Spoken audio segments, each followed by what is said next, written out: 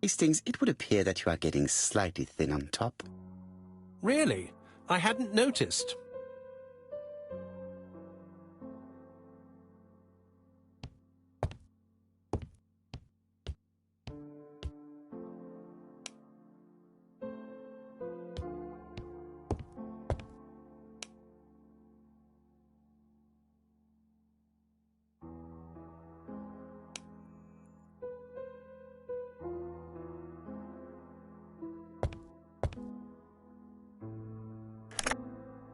Chief Inspector, we are looking for a stocking salesman. I see you have a suspect. Yes. Contact all the stocking wholesalers who may employ him. Your suspect is a salesman? No, he does not take orders. He sells door to door. Right. The hunt is on.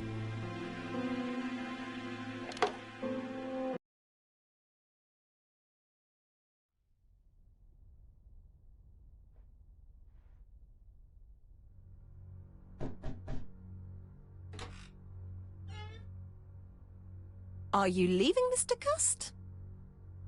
Yes, I'm going to Cheltenham. You shouldn't travel today. You don't look very well. I have to. I have engagements. I must respect them.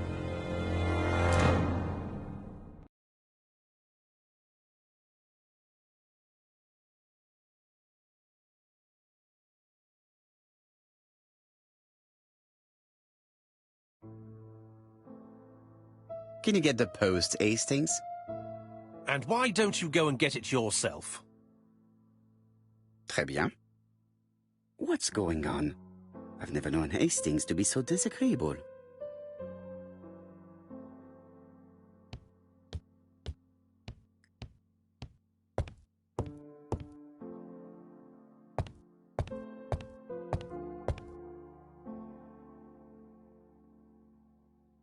It is not the right time.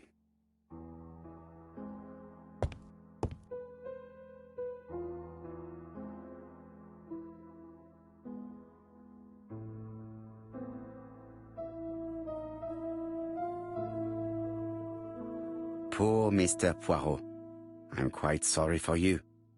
If at first you don't succeed, try again. We've a long way to go still. Typery? No, that comes later. Letter T. The next little incident will take place in Doncaster on September 11th. So long. ABC. I should compare this letter with the one on my desk which I received earlier to see if it does indeed come from the same person.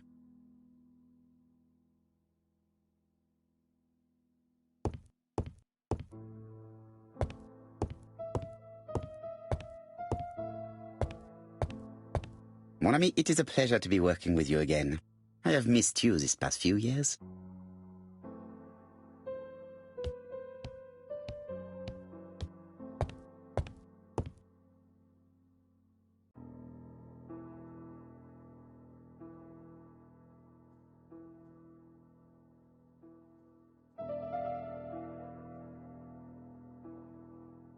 Let us examine this more closely.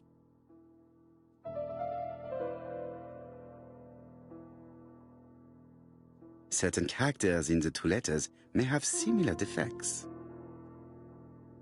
Yes, this I is...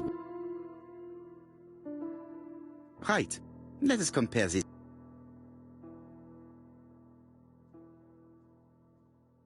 Yes, the I characters in the two letters do indeed have the same defects. I have to find some other similar defects to confirm my theory.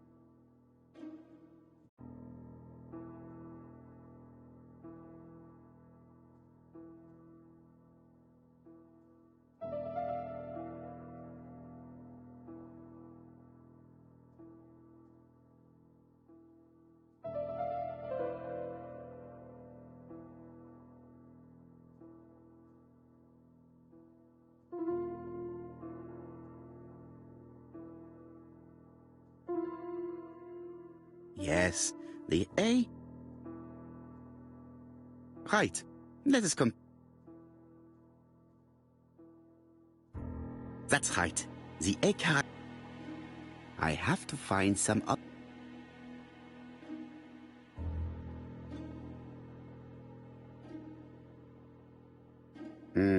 The double. Right. Let us go.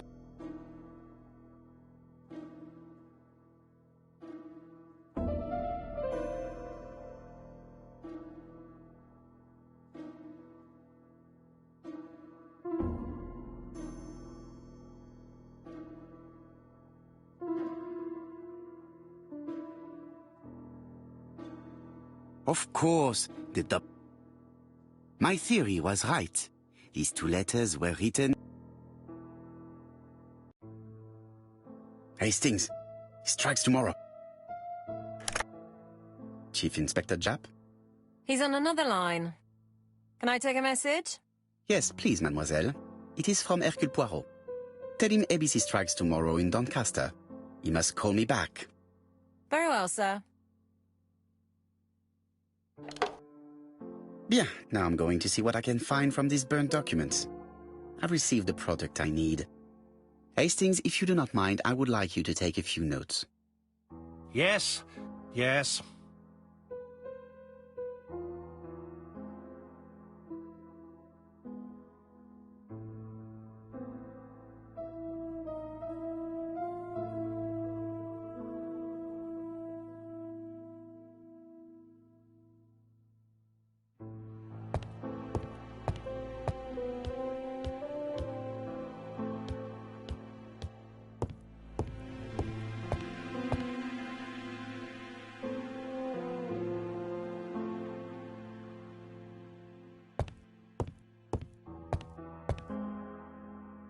Now, down to work. All of this needs putting in order a little.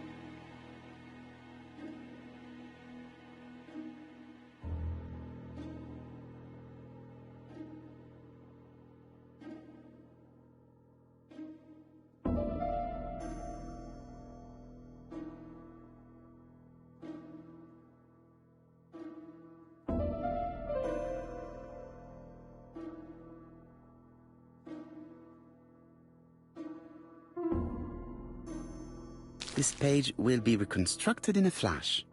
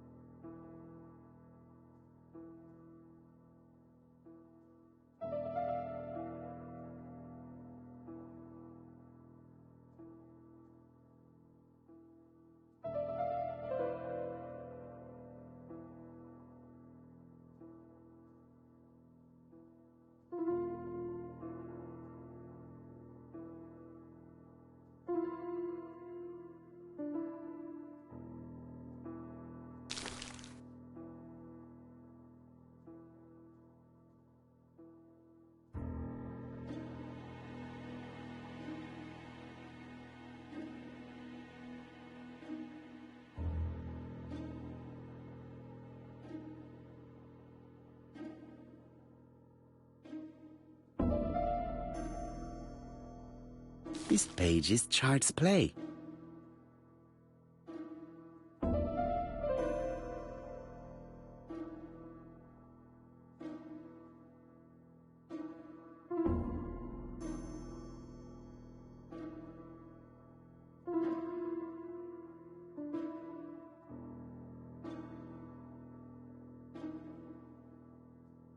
It's so simple.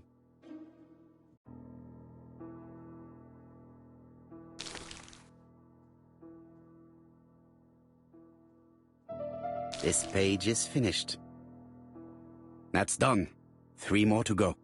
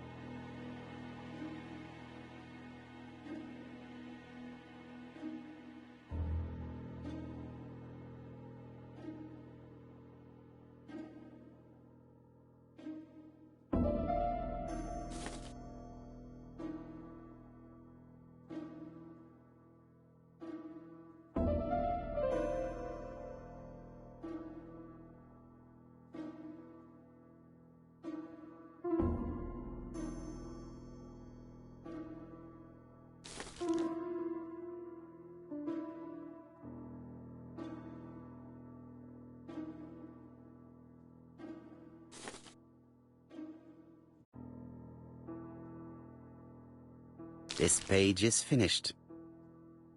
And that's 2 done. It's easier than I thought.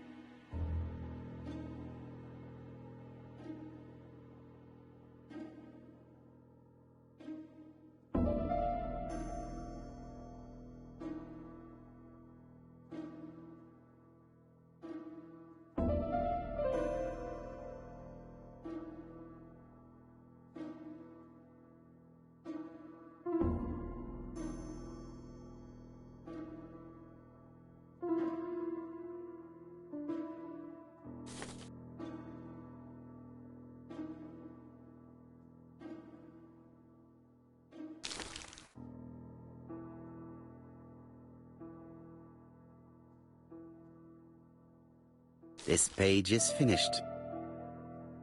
Only 1 more. Keep going.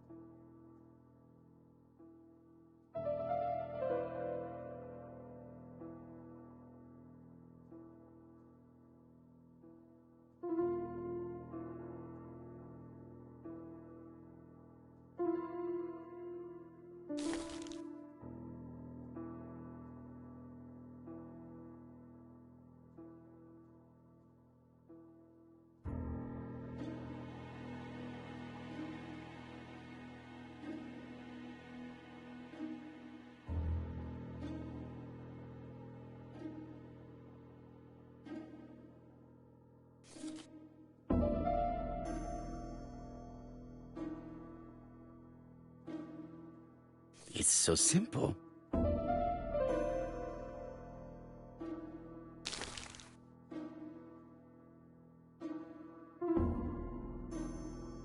This page is finished. All the pages are reconstructed.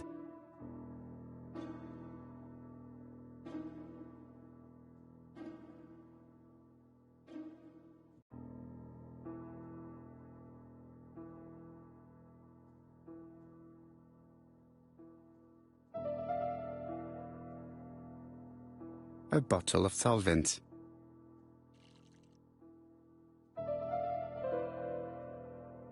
The cloth is now soaked with solvent.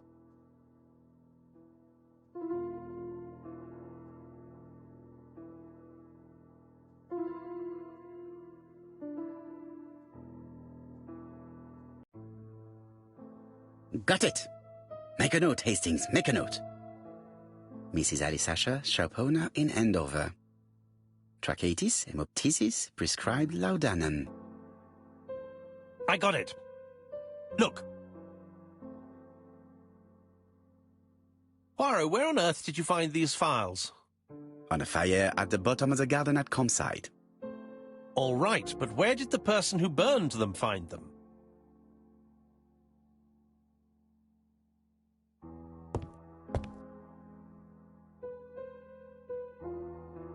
Alice Asher, shopkeeper in Andover.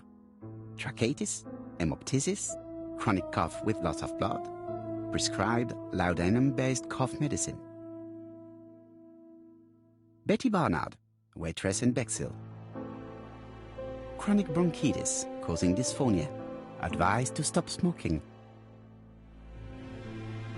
Alexander Bonaparte Cust. War wounded, mustard gas and head trauma. Pulmonary emphysema. Hemoptysis. Coughing fits with blood. Suffers from absences and amnesia. Dick Dudley Dunbar, owner of the Black Swan Hotel in Doncaster. Asthmatic, heart disease, heart condition. Let us now try and get our brain cells to work.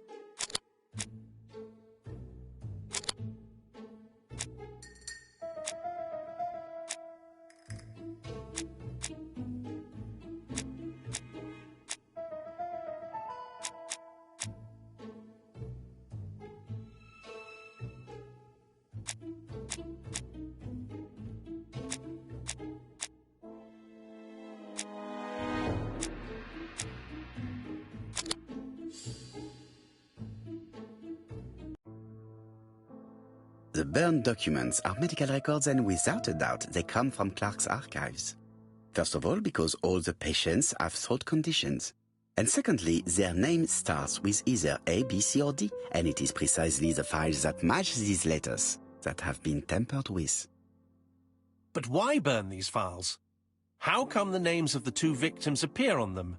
And who are the two other patients? These are very good questions.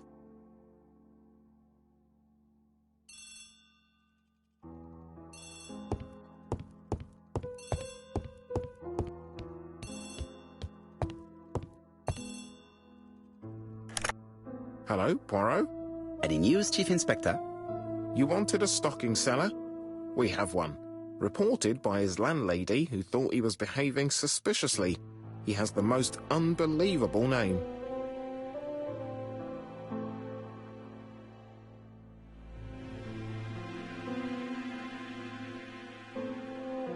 Alexander Bonaparte Cust. Yes, Alexander Bonaparte Cust? How did you guess? Poirot, you have magical powers. It's a serious lead. I called Doncaster. A person matching Cust's description has been seen at the station. He got off the train from London, but after that, nobody knows where he went.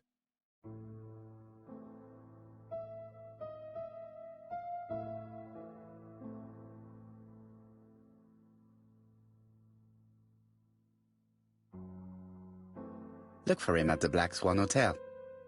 What? How do you know he's there? Trust me, Chief Inspector. You appear to be very sure of yourself. Very well. I'll call the Black Swan straight away. The owner is going to get a shock when he learns that there's a murderer under his roof.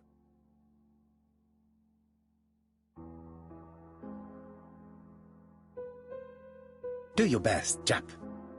You can count on me. Hastings, everything is at stake. With a little luck, our main suspect will soon be under lock and key. So, has Cust been arrested?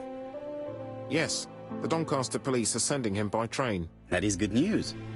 But why so gloomy, Chief Inspector? Well, when I told the hotel owner that he was sheltering a murderer, he collapsed. He's dead? No, fortunately, but it has taken its toll on him. It has to be said that with his name starting with the letter D, he had every reason to fear Cust. I bet he was going to be the next victim.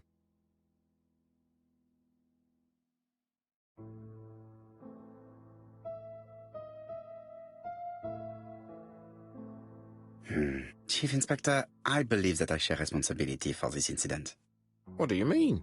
I saw Mr. Dunbar's medical records. His heart was weak. I should have warned you. It's very honest of you to tell me that, Poirot. I appreciate your gesture. Please keep me informed of his progress. You can count on me. I'll do what's needed. I will visit him at his bedside when the killer is caught. That's typical of you, Poirot. We should focus on the next part of the investigation in order to avoid other incidents. While we're waiting to question Cust, we could search his room in London. Where does he live? The Marbury Guest House? I'll see you there. Yes, but start without me. First of all, I have to sort out a few details for Cust's transfer. I understand. À bientôt. Hastings, we are making good progress. Please go and search the room of our #1 suspect. With pleasure. I did have a dentist appointment, but I'll cancel. The dentist. So that is why you were so nervous and bad-tempered. A visit to the dentist is never an enjoyable prospect. But an unavoidable one. Go to your appointment, Hastings. I will manage on my own.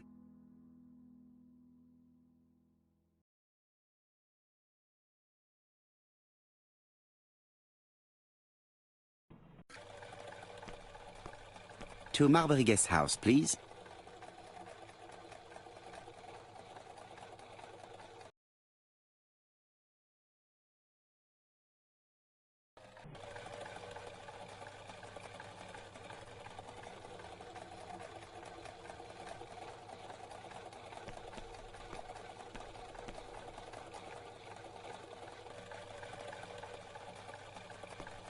I've been going past this modest guest house for so long.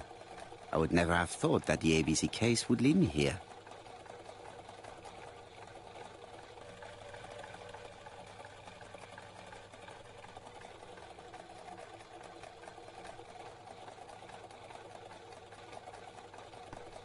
Marbury. There is a very pretty village by this name, in Cheshire.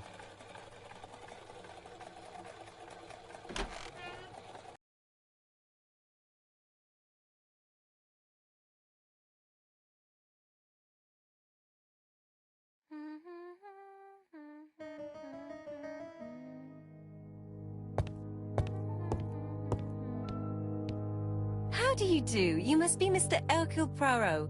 Chief Inspector Jupp told me that you might be coming.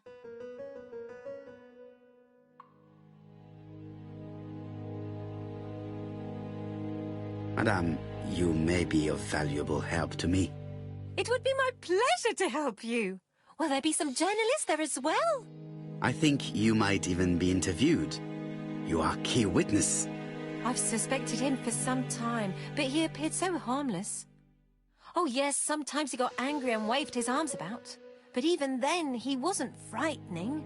And he was as gentle as a lamb again immediately afterwards. It was only this morning that I understood. He told me he was going to Cheltenham, but my daughter saw him at Euston Station. It's not the right station. To get to Cheltenham, you have to take the train from Paddington. And what's more, Mr. Cust left behind an ABC with Doncaster underlined. As you can imagine, when I saw that, I called Scotland Yard. Well done. You were right. He did go to Doncaster. So I was right to warn the police. Tell me, did you have any other reason to suspect Mr. Cust? Well, he's odd.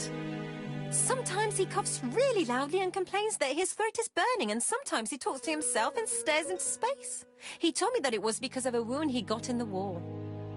His head hasn't been quite right since, he said. And then he was in Churston when that millionaire got murdered. I found his train ticket when I washed his coat.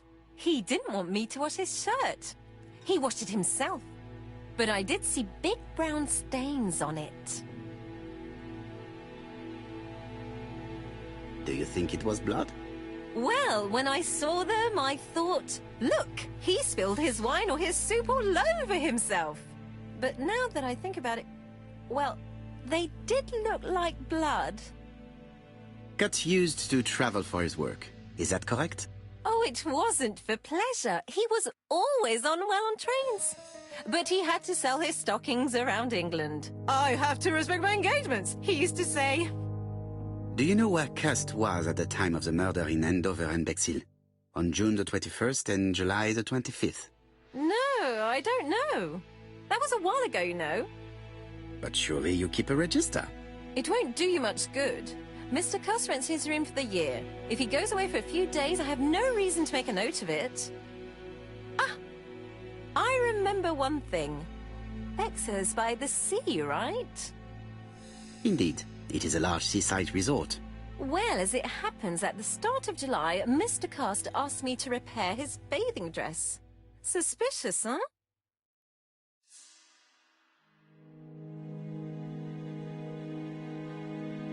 Very interesting. Please continue. I also forgot to say that he started buying newspapers that talked about the case.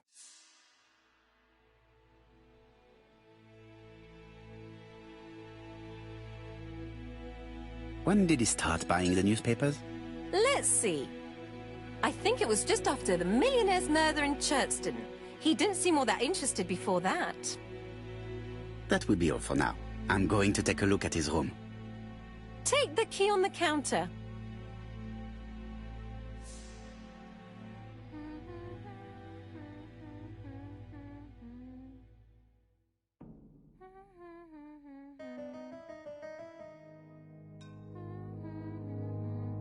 I don't think my register will help you. Mr. Cuss rents his room all year. If he goes away for a few days, I have no reason to make a note of it.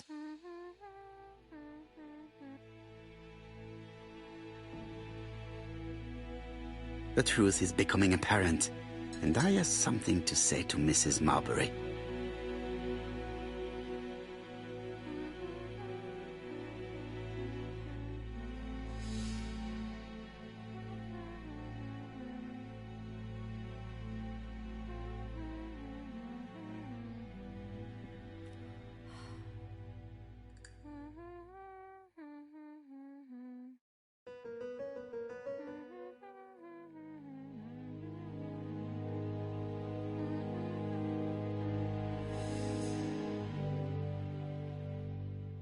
This woman appears to be in a good mood.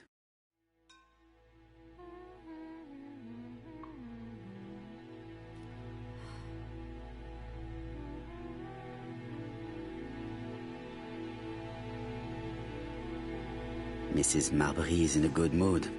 She is working very precisely in producing incredibly thin peel.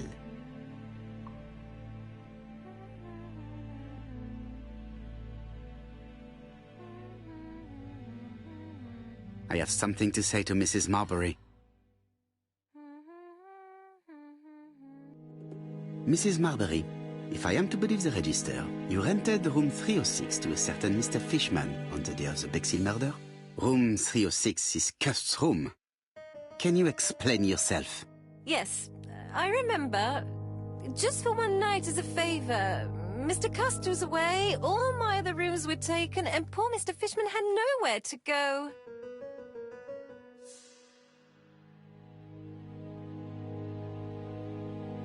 It doesn't matter, provided that you remembered to change the sheets. Oh, do you think so?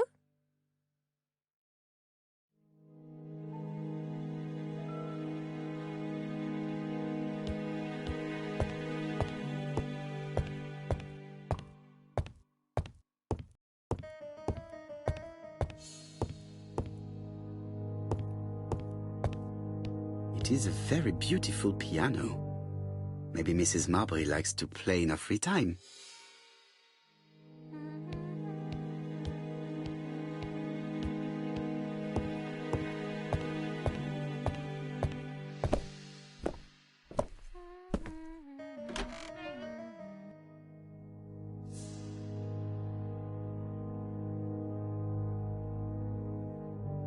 trousers, white shirts. Everything has been washed very well.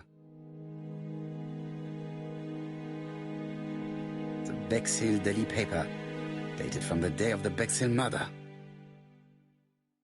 Most probably the bathing dress repaired by Mrs. Marbury's expert hands. All the main articles referring to the ABC case are here, from the Churston murder onwards. Nothing before that date.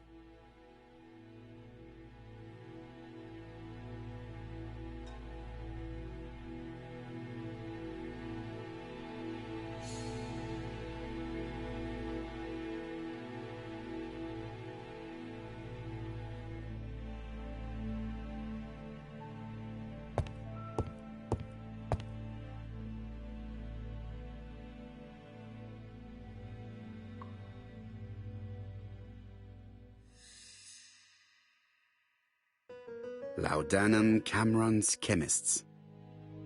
Laudanum, a medicine for coughs. It is what Dr. Clark prescribed for Mrs. Asher. This subject will probably be useful to me.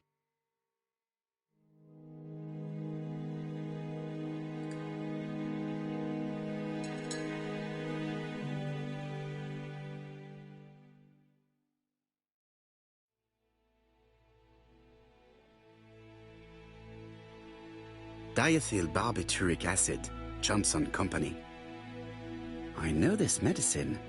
It is a powerful sedative. This subject will probably be useful to me.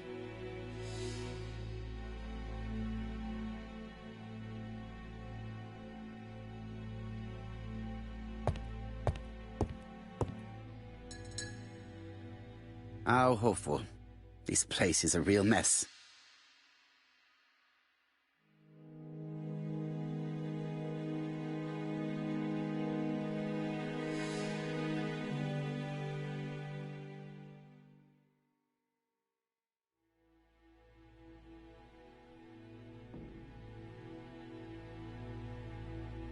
The least we can say that Mr. Cust is not very concerned about order and balance.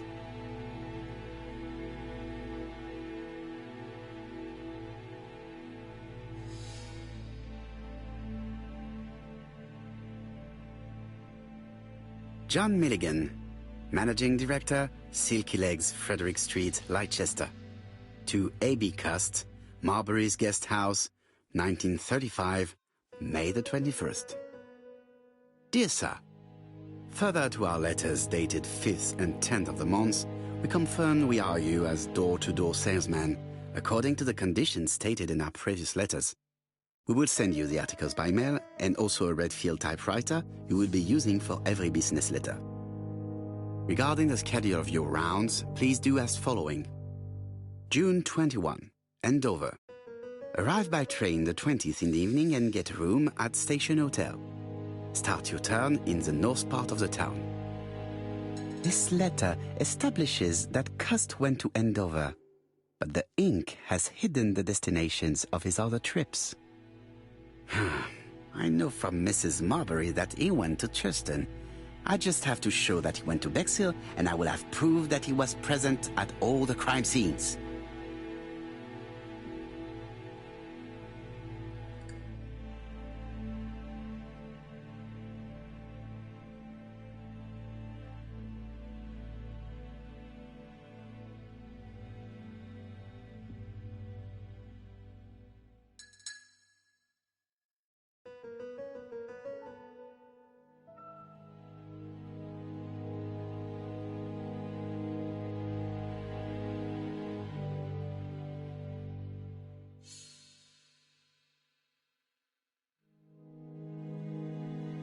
I have to get the ribbon. How am I going to do it?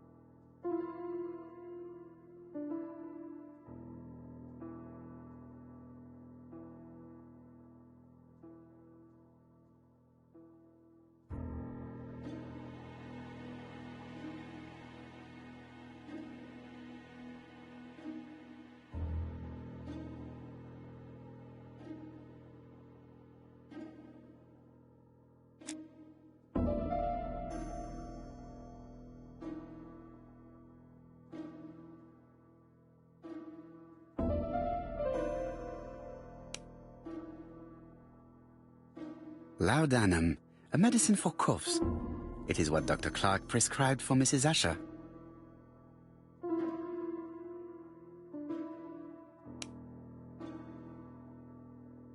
I know this medicine. It is a powerful sedative.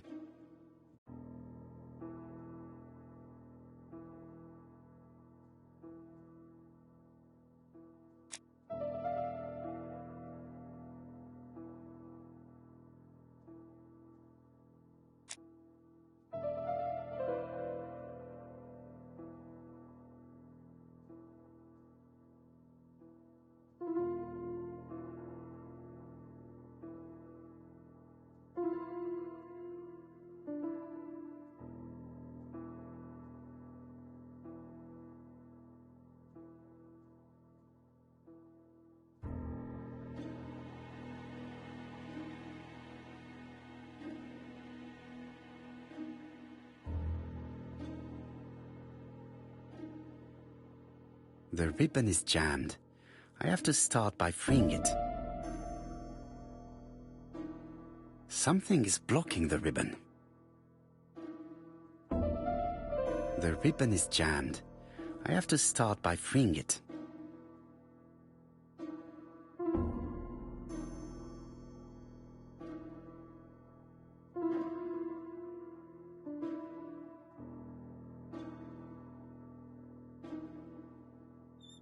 The left-hand heel has been removed.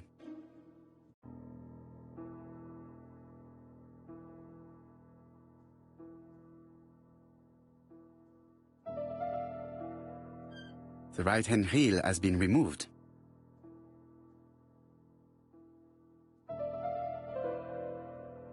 Something is blocking the ribbon.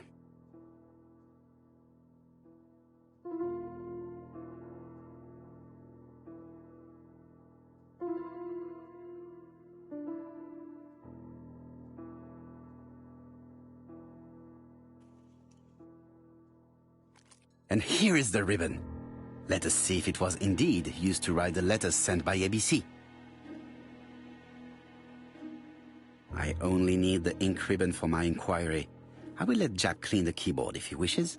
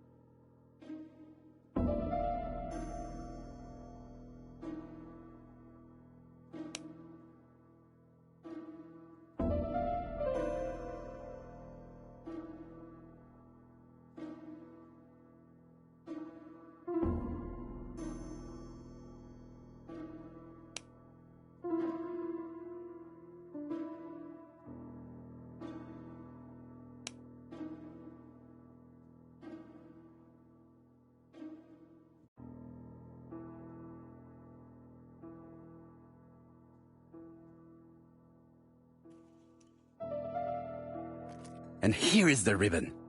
Let us see if it was indeed used to write the letters sent by ABC. I only need the ink ribbon for my inquiry. I will let Jack clean the keyboard if he wishes. All the letters announcing the murders were written on Cust's typewriter.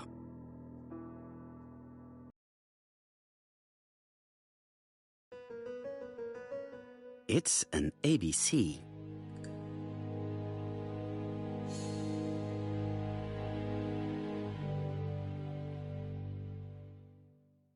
A long-bladed knife.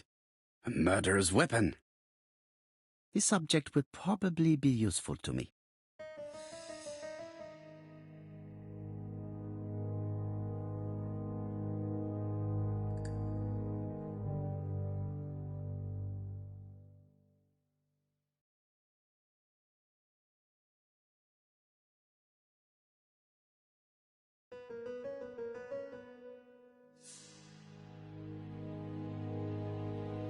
Cust is parsimonious. He keeps his pencils and sharpens them until there is nothing left. It is clear that he did not grow up in luxury.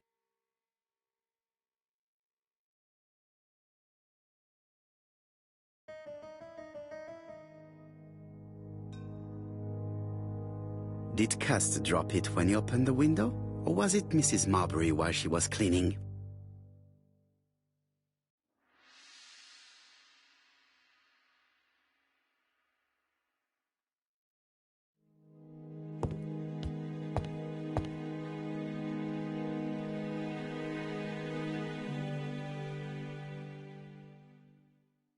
This dark stain. It could be blood, but goodness knows how long it has been there.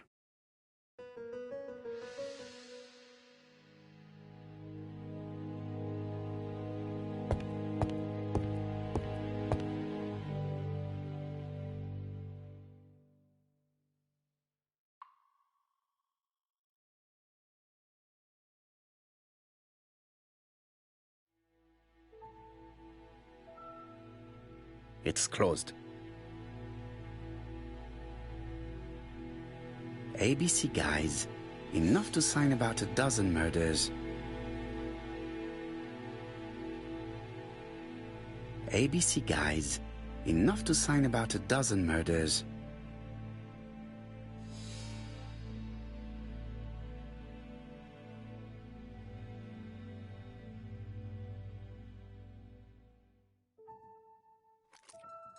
This knife is very useful.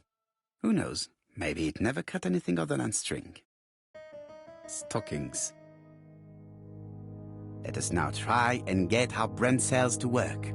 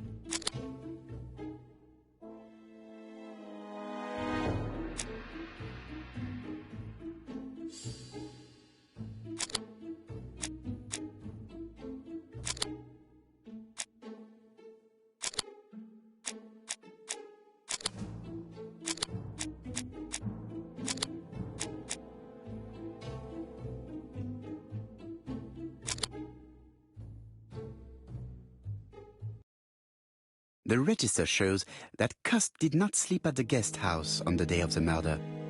Where was he? Bexhill. The Bexhill paper reveals it. Cust bought this newspaper in Bexhill on July the 25th. No use continuing the inspection of this room. I've seen all there is to see.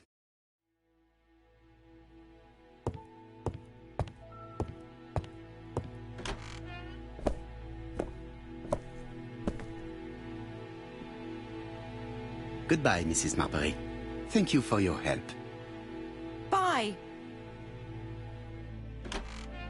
Ah, Chief Inspector. I was about to leave. Good evening, Chief Inspector. Welcome. Please excuse me, I must go to the kitchen. I'll leave the key of Mr. Cust on the counter. I'm sorry I'm late. I've spent ages with the Doncaster police. And you? I have established one fact. On 3 occasions, Cust was at the scene on the day of the crimes.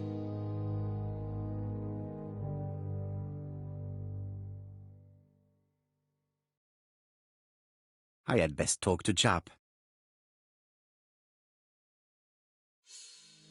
I've listened closely to what you have to say, Poirot. For me, there's no doubt Cust is guilty. Do you have any element that might prove the contrary? That is what we're going to look for. Let us now try and get our brain cells to work.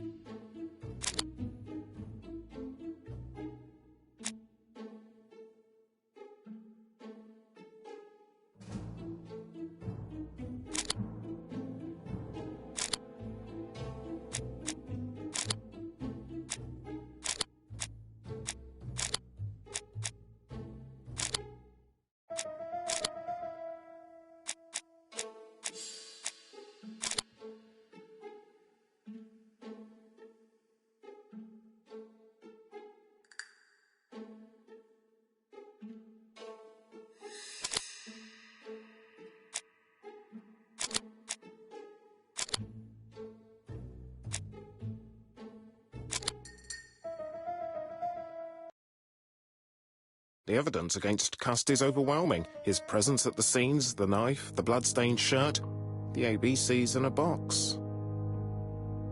C'est vrai. However, the blood Mrs. Marbury saw on Cust's shirt may have been his own. According to his medical records, he suffers from hemoptysis. The murderer cut Sir Carmichael's throat from behind, and the blood spurted outwards. You would expect the murderer's shirt to be stained on the sleeves, not on the buttonholes, yet we see quite the opposite. You would expect the murderer to keep the newspaper articles about his crimes. But Cust's collection starts in Xythorn, as if it discovered the case rather late. I agree it's troubling, but it doesn't change my mind. There's small details that we should be able to clear up by questioning Cust. When can we talk to him? Doncaster is sending him to us on the first train. Are they questioning him already? He says he can't remember a thing. It's plausible. Doctors say he suffers from absences and amnesia. Mrs. Marbury has confirmed this. He may have done the murders in an altered state. A familiar situation. It's not enough to clear his name. Dr. Thompson insisted that even if you don't know what you're doing, you never commit a murder without wanting to. Très intéressant. I shall remember that. Right. I'll go and examine the suspect's room. Chief Inspector, I took the liberty of removing a few clues to examinatum. All right, we'll discuss them tomorrow. In the meantime, I'm going to see if you've missed something.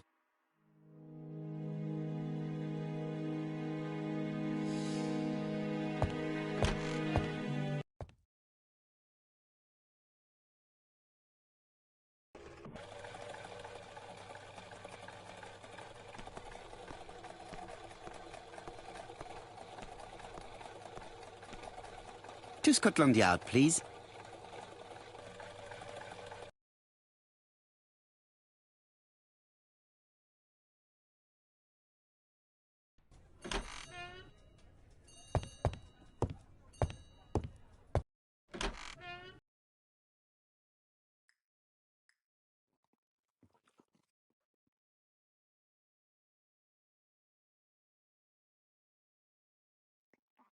This man is not in good shape.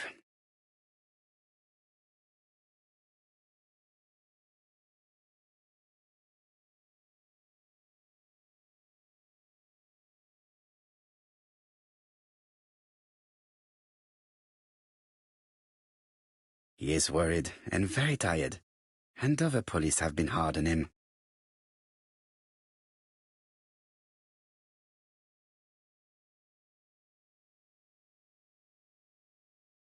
What do you want from me?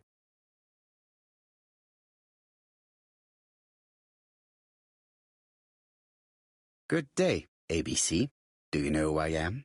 Someone who's got it in for me. I am Hercule Poirot, and I want nothing other than the truth. Ah, you're the detective.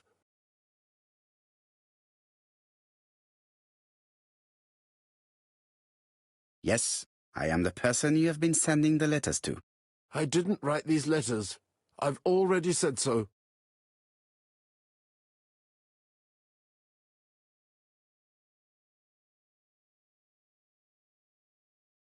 Très bien. You did not hide these letters. But the question remains, who did? Probably one of my enemies. I have many.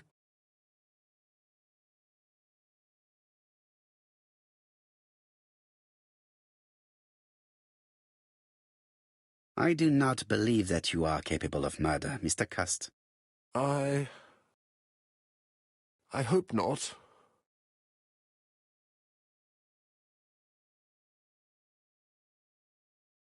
You enjoyed the war, Cust. Admit it. I didn't want to be discharged.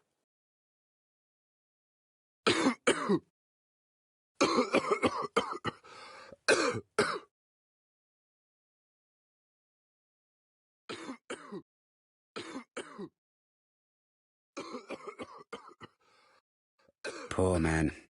If only I could help him.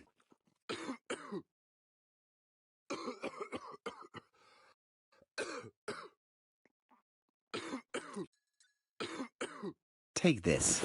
It will help you. Thank you.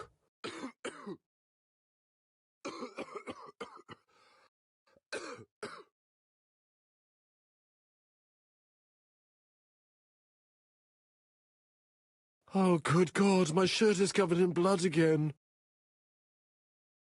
Bon. I now know where the bloodstains Mrs. Marbury saw came from. Are you well enough to speak? Yes, I feel much better.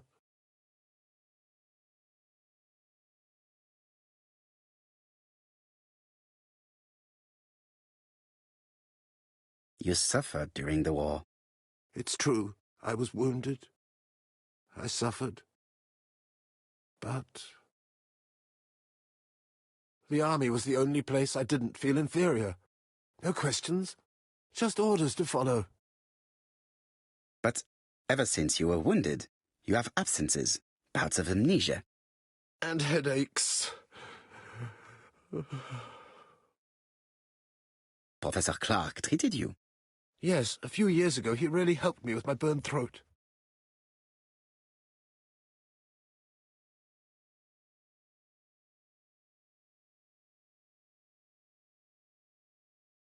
Of course, you never considered killing a doctor who took such good care of you. No, never.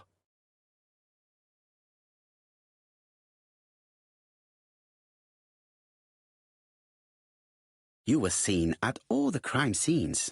Yes, I was. I travel a lot, but not for pleasure. I am terribly unwell in trains. But I had to respect my engagements. My employer gave me very precise written instructions about the towns I had to visit. Let's see. The company you claim to work for, Silky Legs, has never heard of you. And as for these letters they sent you, they were written on your own typewriter. The company sent me the typewriter when I started working for them. Yes, but the letters were received afterwards.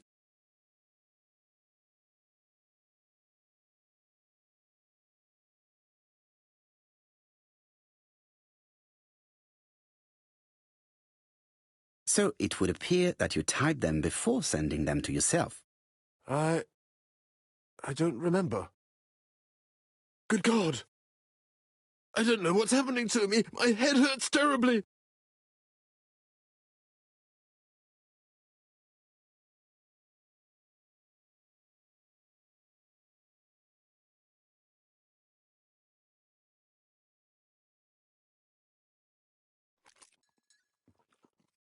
Take this. It will help you.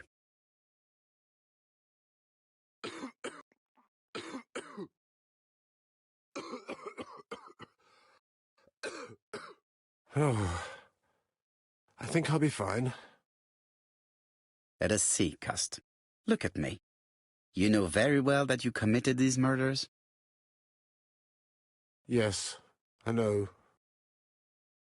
But I'm not wrong in saying that you do not know why you committed them. No, I don't.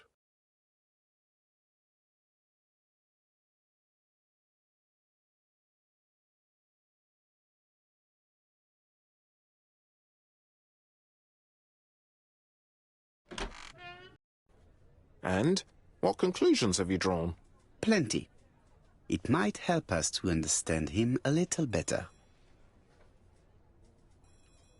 Let us now try and get our brain cells to work.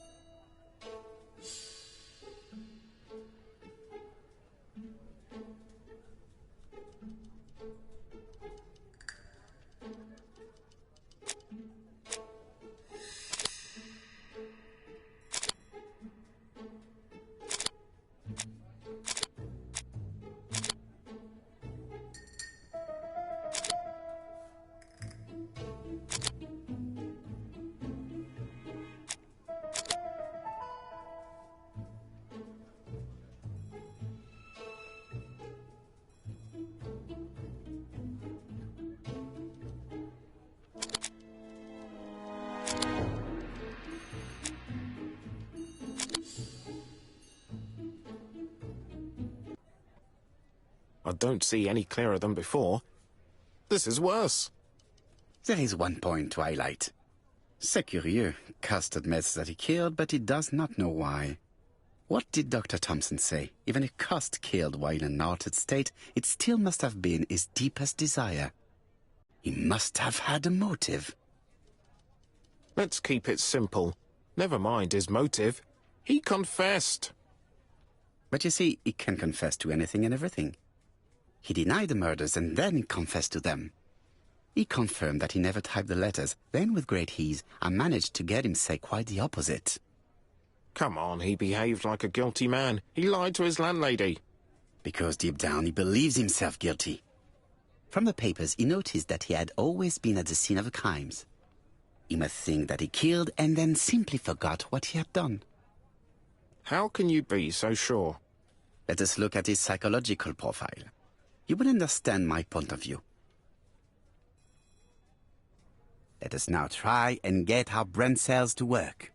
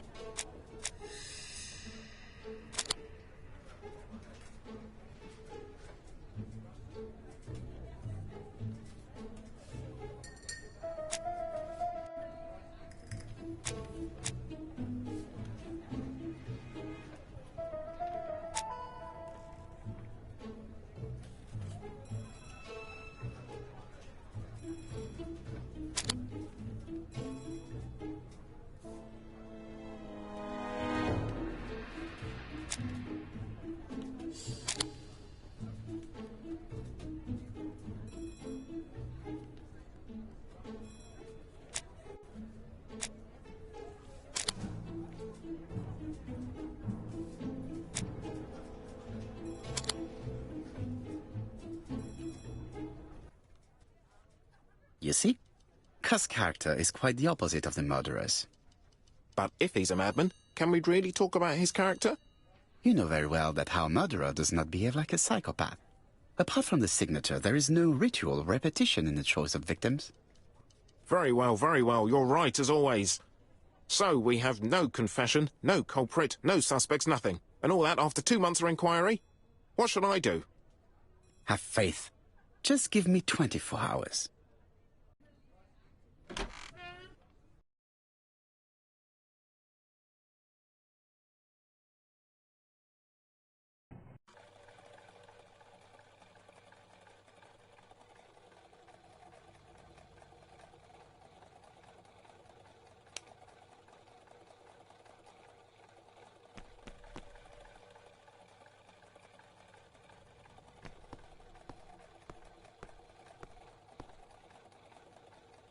To White Haven, please.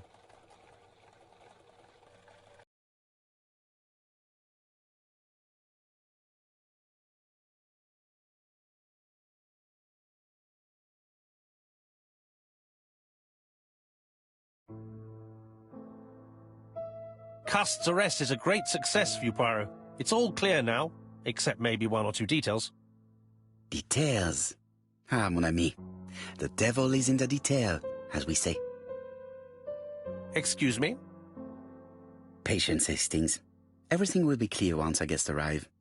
Best be prepared. Slip a revolver into your pocket before they do. A revolver? But Poirot, what are you afraid of? Trust me. It is important you carry a weapon for this meeting. I will lend you mine. What about telling me what you have in mind? Surtout pas. You wouldn't be able to play your role. Wait one moment, I will bring you my weapon.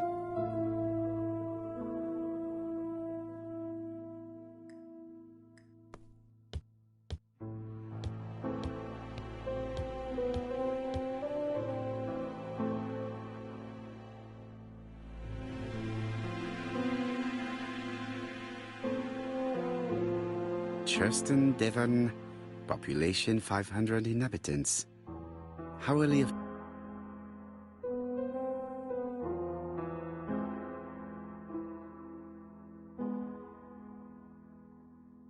Hastings' photo album. He is very proud of his bag.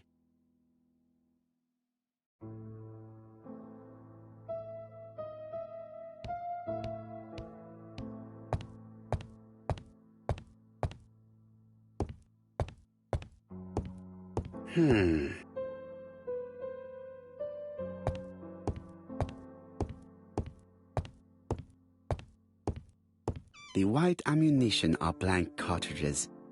The others are real bullets.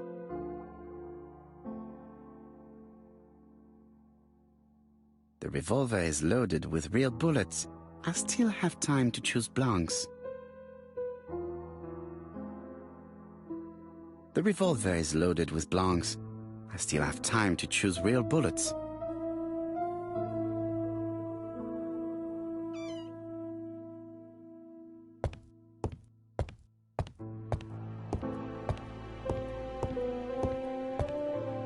What about telling me what you have in mind? Surtout pas. You wouldn't be able to play your role. Wait one moment, I will bring you my weapon.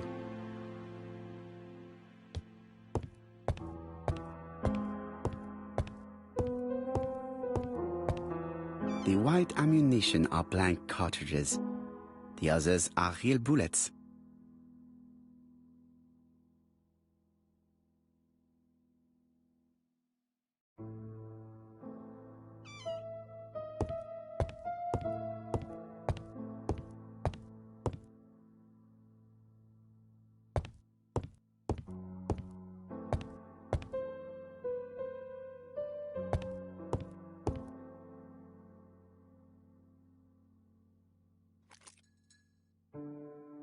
Voila, I entrust you with my weapon. It has hardly been used, it is almost new.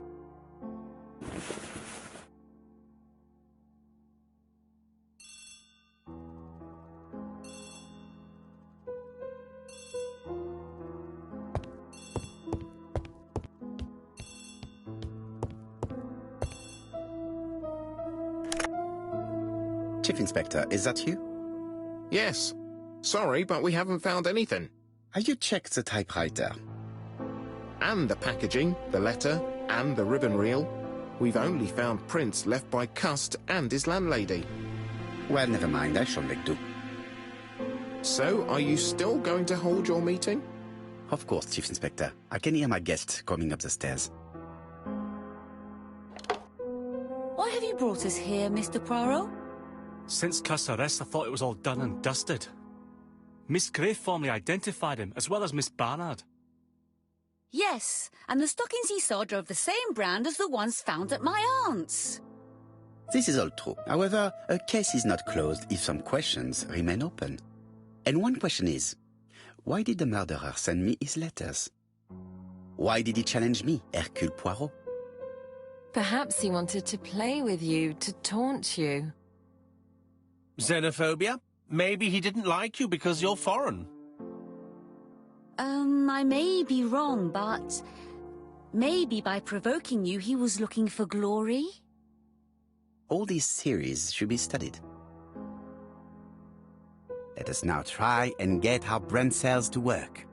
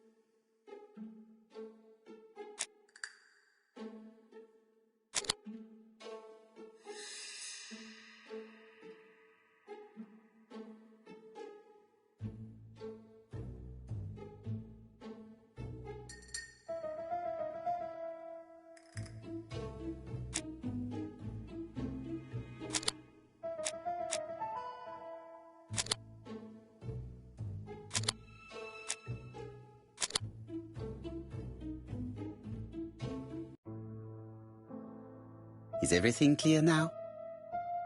You might like to explain your reasoning again. Of course. First of all, remember that the murderer made it a rule to always post his letter before the murder. He never digressed from that rule. However, in Xythorn, he encountered a problem. The village has only 500 inhabitants. With advance warning, it would be easy to arrest him. Therefore, the murderer delayed his letters deliberately with the wrong address. The plan wouldn't have worked if he'd sent it to Scotland Yard or the papers because everybody knows their addresses. The mistake would have been corrected and the letter would have been on time. That is why the murderer chose me as the recipient. Because for his plan to succeed, it was necessary for at least one of the letters to have a wrong address and get lost. It was very cunning. Absolument. It is a very subtle plan. It matches the profile we have drawn up of him perfectly. That of an intelligent, daring and calculating murderer. But that's not how you describe Cust. You are quite right, mademoiselle. Like you, I find it hard to believe that this dull character is the clever murderer we are looking for. Do madmen... I mean, if he's mad, he might have two very different sides. No doubt. But the murderer is not mad. All the specialists agree that he does not have the profile of a psychopath. But if Cust is not guilty, how do you explain his presence at the scene of the crimes? Mr. Clark, the answer to your question is in the medical records of your brother's patients. Documents which Cust most certainly did not have access to. Let us now try and get our brain cells to work.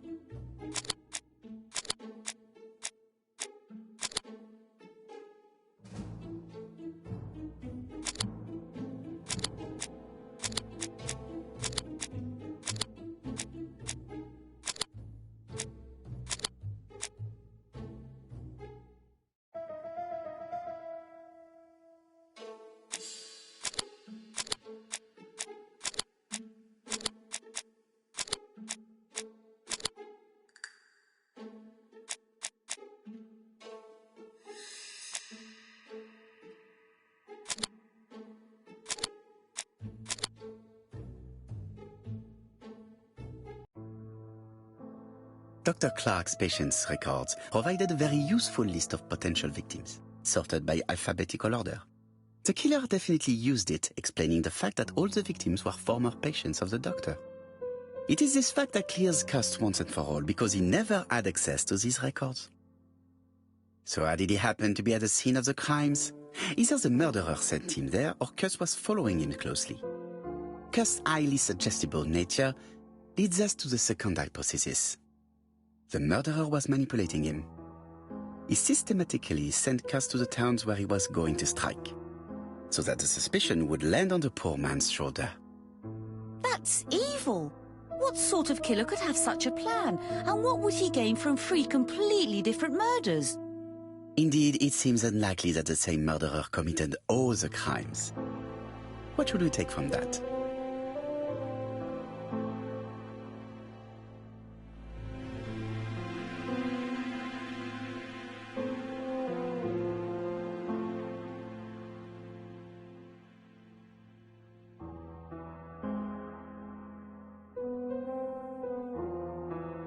The murderer does not kill out of interest but for pleasure. You yourself told us that the murderer was not a psychopath. Ah oui, absolument. Therefore, let us look for something else.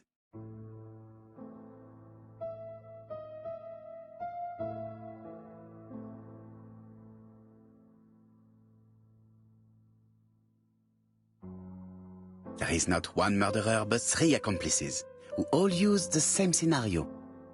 Do you mean that 3 murderers with quite different aims joined forces to create a smoke screen? Here's another question. Is it still necessary to find a motive for each crime? And the one in Andover poses problem. Why was poor Mrs. Asher killed? Indeed. It would be best to forget the theory.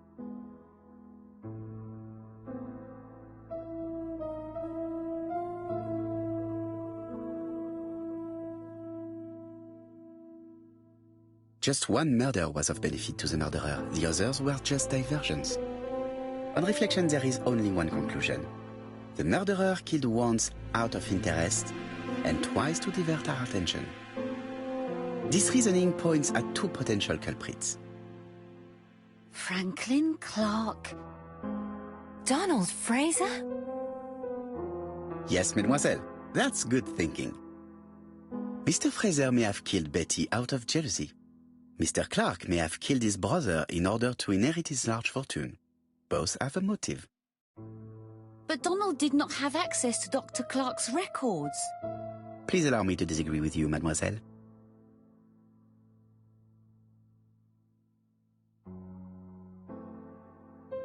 Donald, too, has been treated by the doctor. You're quite wrong, Mr. Poirot, and it shouldn't be difficult to prove. Oui, please excuse me. It was a slip of the tongue. This is what I wanted to say. Donald, Sir Carmichael was one of your firm's customers. We found a surveyor's report among his papers that proves it. It doesn't prove that I went to Comeside. You could have done it. And you may have used the opportunity to take a look at Sir Carmichael's records. You think I'm guilty? You or Mr. Franklin Clark? That's ridiculous. Both of you have a motive. The question is, which of you has the profile that most resembles the murderer? Let us now try and get our brain cells to work.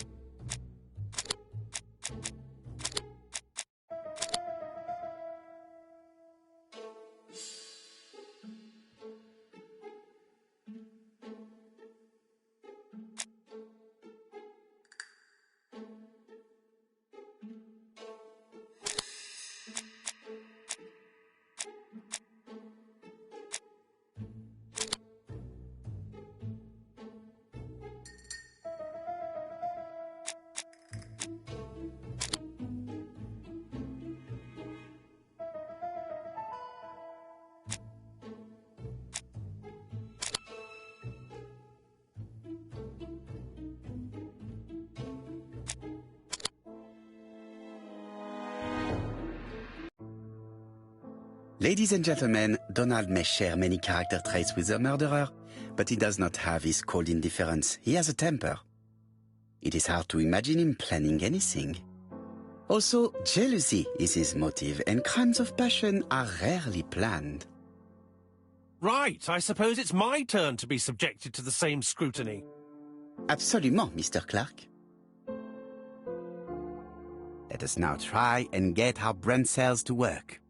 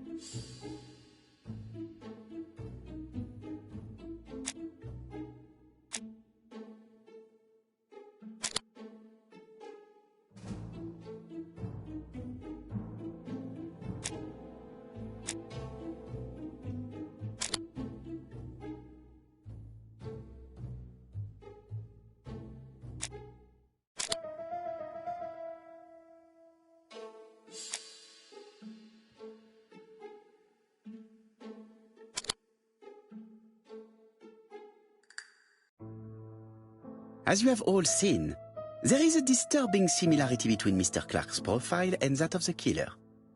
In actual fact, it is exactly the same. Mr. Poirot, your psychological studies are interesting, but your conclusions do not add up. Why would I have wished my brother's death? The inheritance is lawfully mine. I just have to wait. No, you had to act quickly.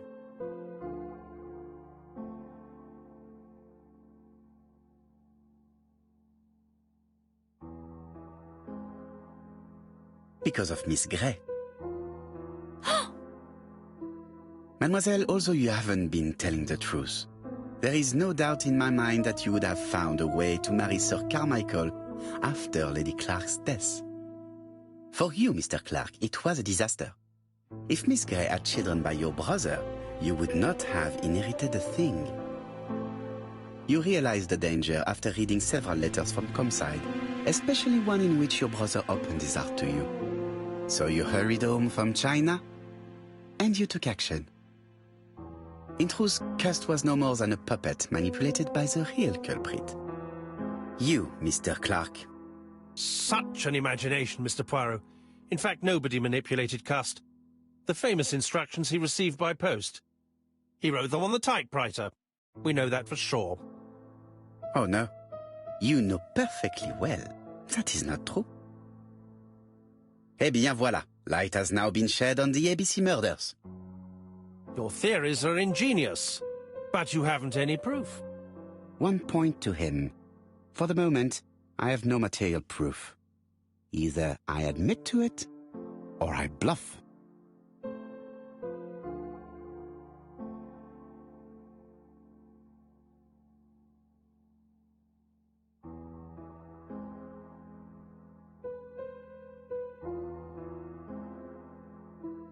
Proof is easy to find now that we know where to look. You have nothing on me. You're bluffing, Mr. Poirot.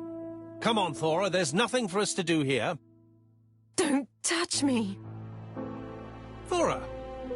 I understand why you never wanted to lend me your new typewriter, and why you were searching through your brother's things. And the hole you dug on the moors.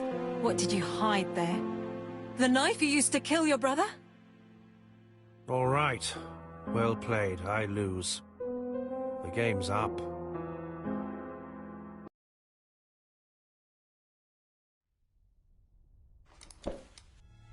Don't come near me! I'll never let you take me, Mr. Poirot.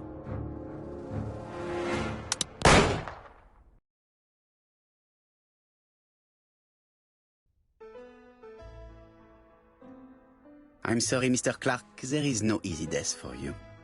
I expected your reaction, so I used blanks. I'm sorry, mademoiselle, but your second chance has been lost. Franklin Clark will never inherit his brother's fortune.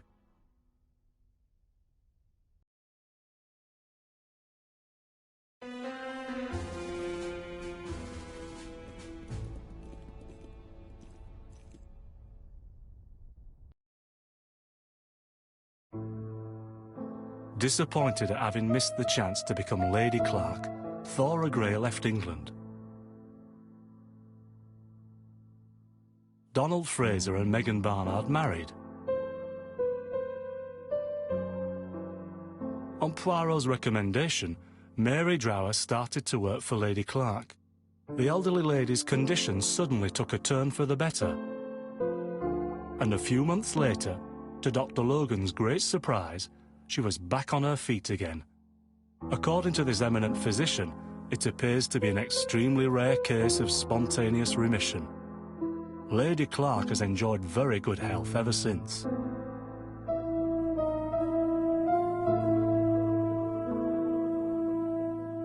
Journal of an Innocent, the incredible story of ABC.